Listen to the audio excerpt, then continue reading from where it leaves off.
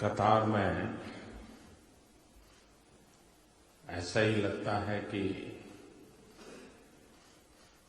सारे हिंदुस्तानी ही कतार में खड़े हैं।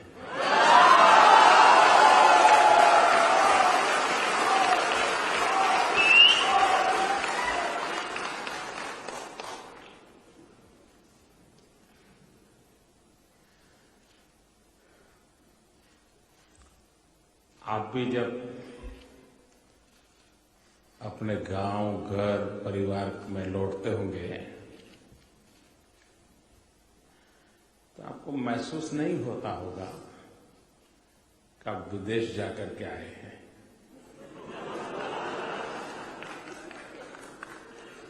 दुनिया के किसी और देश में होते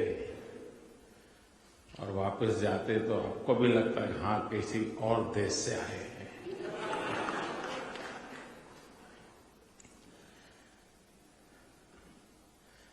कतार में रहने वाले व्यक्तियों का हाल ये होता है कि वो एक पल भी भारत से अलग नहीं होते हैं।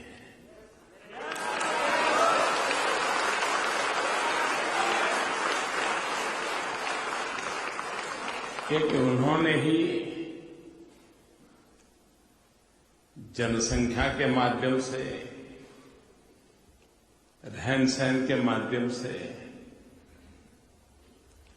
बोलचाल की भाषा के माध्यम से एक प्रकार से वो कतार की धरती पर हिंदुस्तान को जी रहे हैं।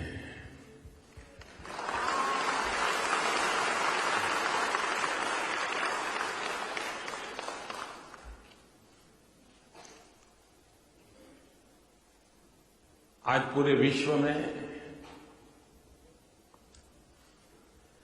भारत की छवि दुनिया की नजरों में एक आदर का स्थान, चाहे दुनिया के शासक हो या दुनिया का समाज हो, हर किसी का भारत के प्रति आकर्षण बढ़ा है, भारत के प्रति जिज्ञासा बढ़ी है। आप भी यहां अनुभव करते होंगे, आपकी तरफ भी देखने का नजरिया किसी और देश के लोग मिलते होंगे तो बदला हुआ आप जरूर महसूस करते होंगे।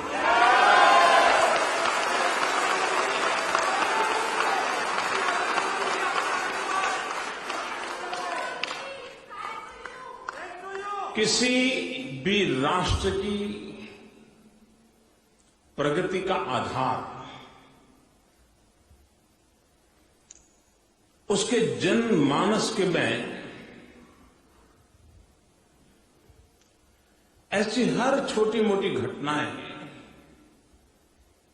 जब एक विश्वास पैदा करती हैं, सम्मान पैदा करती हैं, तो सैकड़ों शिकायतों के बावजूद भी देश के लिए जीने का, जूझने का मन कर जाता है।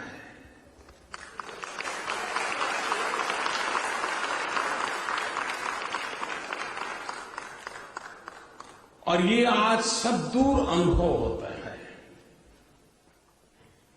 दूर सुदूर मंगोलिया में जाएं, वहां भी कोई हिंदुस्तानी रहता होगा, उसको भी लगता है साहब वाह वक्त बदल गया है।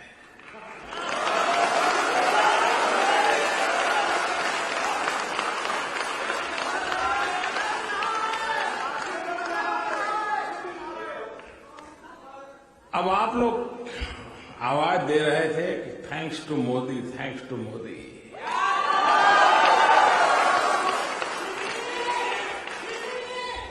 ये मोदी के कारण नहीं है। ये जो बदलाव आया है वो 125 करोड़ हिंदुस्तानियों के कारण है।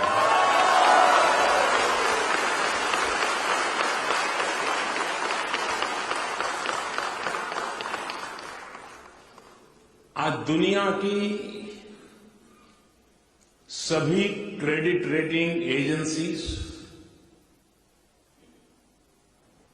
वर्ल्ड बैंक हो,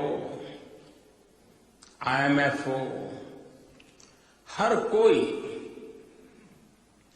एक स्वर से कह रहा है कि हिंदुस्तान विश्व की सबसे तेज गति से आगे बढ़ने वाली इकोनॉमी है।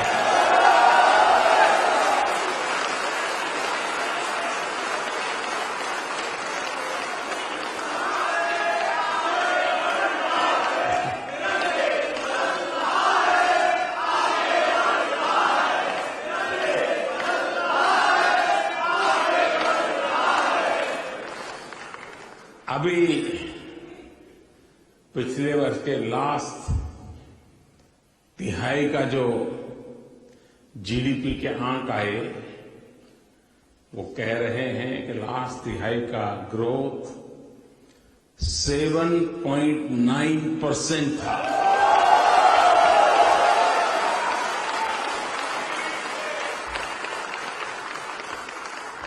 और ये 7.9% भी किस समय था? जबकि देश 2 अकाल के कारण परेशान है। 2 साल से बारिश कम हुई, सूखा है। और आप तो यहां पर हिंदुस्तान की चैनल ही देखते हैं, तो आपको मालूम है क्या क्या आता है। पानी की किल्लत, पशुओं का हाल, यही टीवी की खबरें रहा करती हैं। ऐसे प्राकृतिक आपदा के 2 वर्ष। दूसरी तरफ पूरे विश्व की इकोनॉमी डावाडोल है। दुनिया के अच्छे से अच्छे देश भी आर्थिक संकट से गुजारा कर रहे हैं। बड़ा ही मंदी का दौर है और इसलिए दुनिया का परचेजिंग पावर भी कम हो गया है। और जब विश्व का परचेजिंग पावर कम हो गया है तो भारत जैसे देश से एक्सपोर्ट भी कम हो जाता है। उसके बावजूद भी ये स्थिति है। 14th फाइनेंस कमीशन में एक समय था कि भारत सरकार के पास जो भी खजाना है, राज्यों का और केंद्र का मिला करके, उस खजाने का 35% हिस्सा राज्यों के पास होता था, 65% हिस्सा केंद्र के पास होता था। लेकिन 14th फाइनेंस कमीशन के बाद ये उलट गया। अब मेरे नसीब कहो या जो कहो, अब उस खजाने का 65%, 65% हिस्सा राज्यों के पास होता है, सिर्फ 35% भारत सरकार के पास होता है। इसके बावजूद भी 7.9% ग्रोथ अचीव करना, वो इस बात का सबूत है कि देश तेज गति से आगे बढ़ रहा है।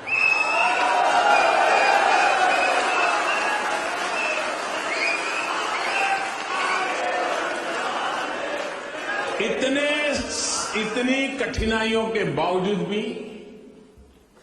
जब हम सरकार में आए तो देश के लिए मरने वाले, देश के लिए जीवन खपाने वाले हमारे सेना के जवान, हमारे सैनिक, उनका सम्मान, उनका गौरव पिछले 4 दशक से उनकी एक समस्या लटकी हुई थी। सरकारें आती थी, वादा करती थी, फिर जाती थी, फिर वादा करती थी, फिर आती थी। वे आते थे, जाते थे, आते थे, जाते थे, लेकिन देश का जवान वहीं का वहीं खड़ा था। हमने वादा किया तक हम 4 दशक से लटकी हुई समस्या का समाधान खोजेंगे। आर्थिक बोझ बहुत बड़ा है, लेकिन मातृभूमि के लिए जीने मरने वालों का सम्मान कतई उससे कम नहीं हो सकता है। और इसलिए हमने 1 रैंक 1 पेंशन, ये जो कई वर्षों की उनकी मांग थी, उसको मान लिया। सरकार के खजाने पर हजारों करोड़ रुपयों की जिम्मेवारी आई, लेकिन उसके बावजूद भी देश 7.9% ग्रोथ से आगे बढ़ा।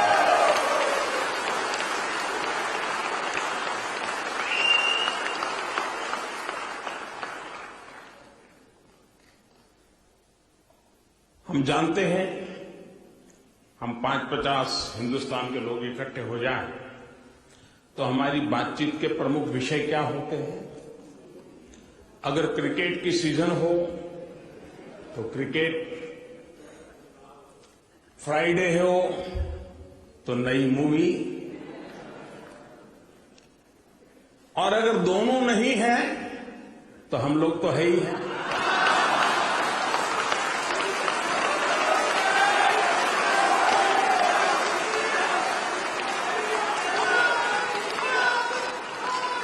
सब राजनेता चोर है, सब भ्रष्टाचारी है, इतना भ्रष्टाचार चलता है, वगैरह वगैरह वगैरह। आता है कि नहीं आता है? भ्रष्टाचार ने हमारे देश को दीमक की तरह खोखला कर दिया है, और हमने ठान ली है ये भ्रष्टाचार रूपी दीमक से देश को मुक्ति दिलानी है।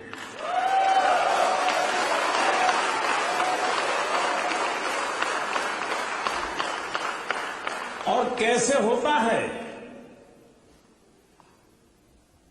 कुछ बातें तो ऐसी हैं जो मुझे भी सरप्राइज है। आपको तो क्या होता होगा भगवान जाने।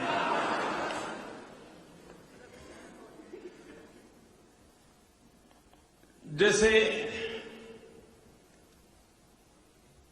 स्कूल में स्टूडेंट,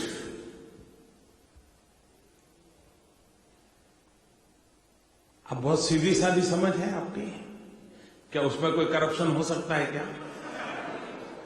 आप भी नहीं मानोगे, सोचा नहीं होगा ना। आपको तो करप्शन मतलब कोई ब्रिज बनाने में करप्शन, कोई जमीन में, यही पता है ना। ये दिमाग कहां कहां पहुंची है। एक राज्य ने, हरियाणा प्रदेश ने,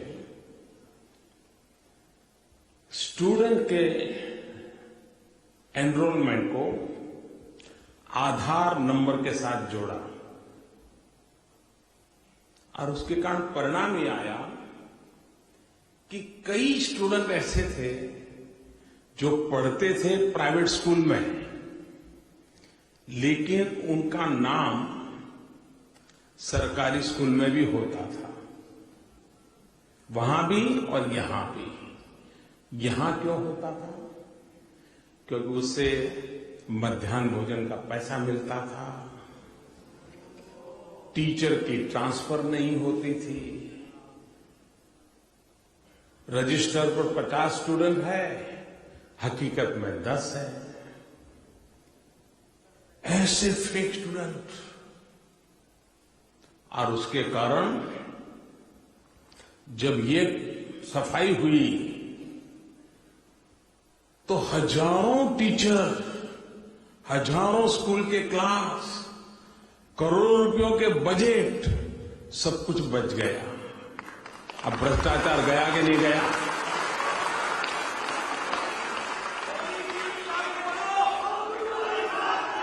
हमारे देश में राशन कार्ड का बड़ा महत्व है, क्योंकि उसके साथ कई चीजें रास्ते खुल जाते हैं। अभी तो हमने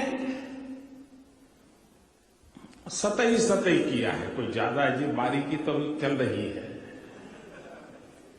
जो सतही काम किया ऊपर ही, उसमें करीब, आप चौंक मत जाना, ये मैं सतही बोल रहा हूं, पूरा होना अभी बाकी है।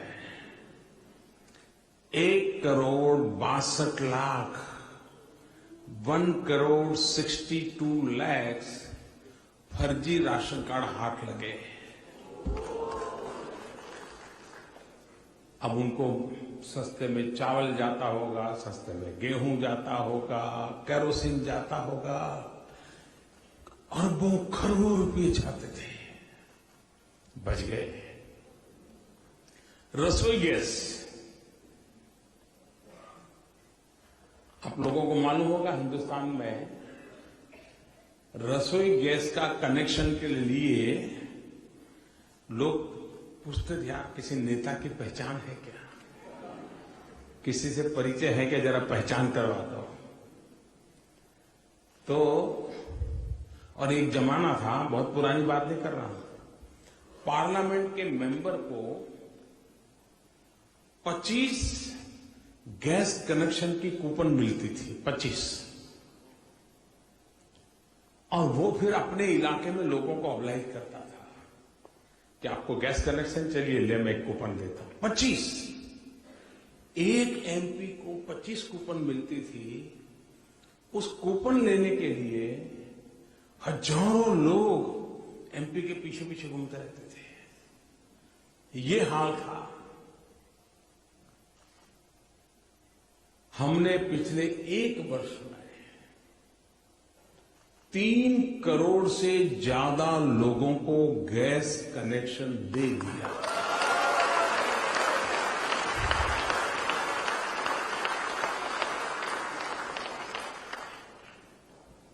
पहले सब्सिडी सिलेंडर जो पहुंचाता था उसको मिलती थी, हमने वो बदल कर दिया।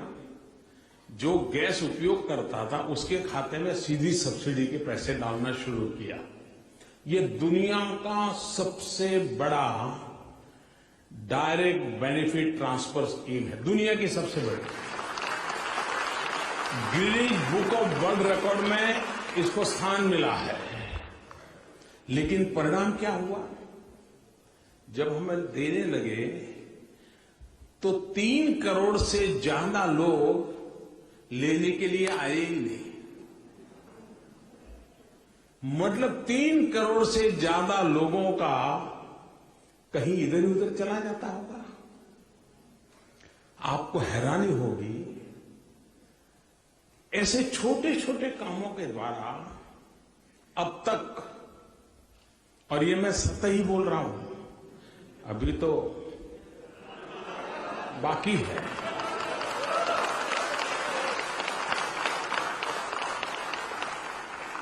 36,000 crore rupees. Can you imagine?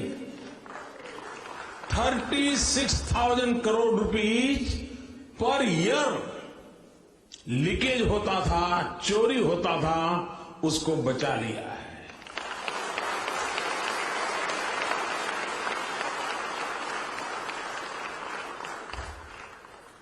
ऐसी अनगिनत चीजें मैं आपको गिना सकता हूं।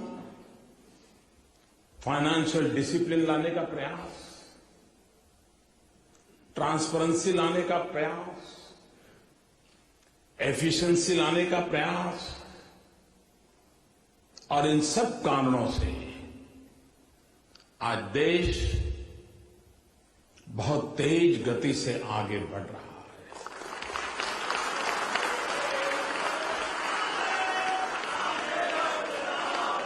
लेकिन घर में बच्चे को मिठाई खाने का शौक हो,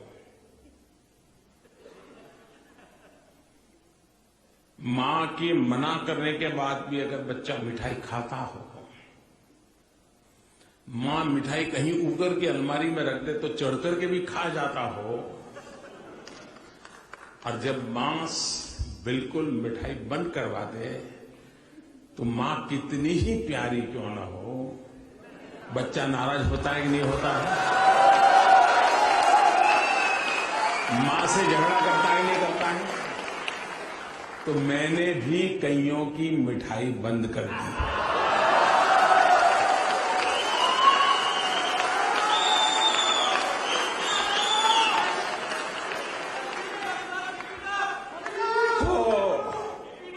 मुझे भी तो थोड़ी तकलीफ पड़ेगी, लेकिन इस तकलीफ को झेलने की मुझे ताकत मिलती है आप सबके आशीर्वाद से।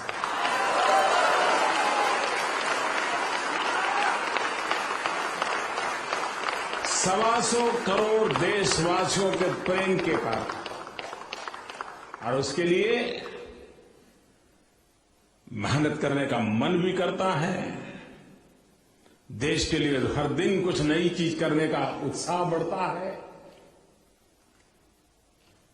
आप लोगों ने यहां अपने व्यवहार से, वाणी से, वर्तन से, विचार से देश की शान बढ़ाई है, देश का गौरव बढ़ाया है। मैं यहां पर रहने वाले आप सबको हृदय से बहुत बहुत बधाई देता हूं, मेरी शुभकामनाएं हैं। कल सुबह मैं अफगानिस्तान में था, वहां पर अफगानिस्तान इंडिया फ्रेंडशिप डैम का उद्घाटन करने के लिए मैं हेरात गया था। करीब 14 जिले के किसानों को पानी मिलेगा, लाखों परिवारों को बिजली मिलेगी। तो एक प्रकार से हमारी महान परंपरा के अनुसार हर किसी के काम आना, इस इरादे से हम काम करते हैं। कल शाम मैं यहां आप लोगों के बीच आया, तब से लेकर के अब तक कुछ न कुछ कामों में लगा रहा हूं। भारत और कतार के संबंध बहुत ही घनिष्ठ संबंधों के रूप में एक दूसरे को घनिष्ठ मदद करने वाले, उपयोगी होने वाले संबंध रहे हैं। और यहां के सभी प्रमुख महानुभावों के साथ विस्तार से मुझे बातचीत करने का अवसर मिला। यहां के पर रहने वाले भारतीय समुदाय के प्रति वो जो गौरव महसूस करते हैं, अपनापन महसूस करते हैं, वो उनकी हर बात में झलकता था। किसी देश के शासक जब मेरे देशवासियों की इतनी तारीफ करते हो तो आप कल्पना कर सकते हैं मेरा सीना कितना फूलता होगा।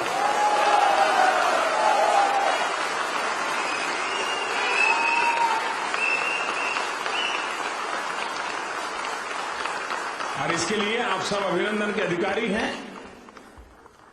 यहां से मैं अभी निकलूंगा, स्विट्जरलैंड जाना है, उसके बाद यूएस, उसके बाद मैक्सिको।